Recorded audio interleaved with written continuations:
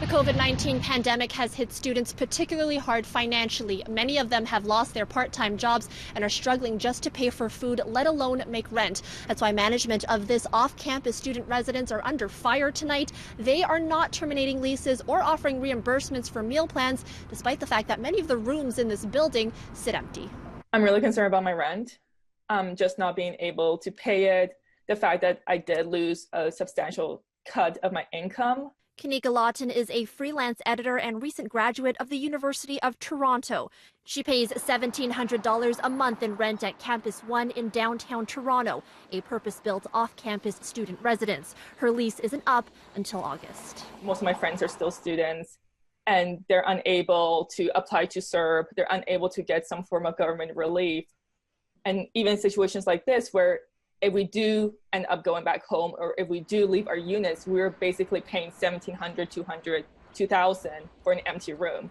Lawton is also concerned about where she'll get food next month. The residence, like many in Toronto, has closed all common areas as a precaution during the COVID-19 pandemic. That includes the communal kitchens, which are there because there are none in suite. There is a dining hall where students can spend their meal plan credits, but Lawton says that typically closes at the end of April. Canadian Campus Communities has stated that it is not offering lease terminations because it is contractually obligated to provide housing for residents. But for the month of April, the management has offered a rent reduction of $150 plus a $100 credit on their meal plan. Now, what do you make of that? Is that fair in your mind?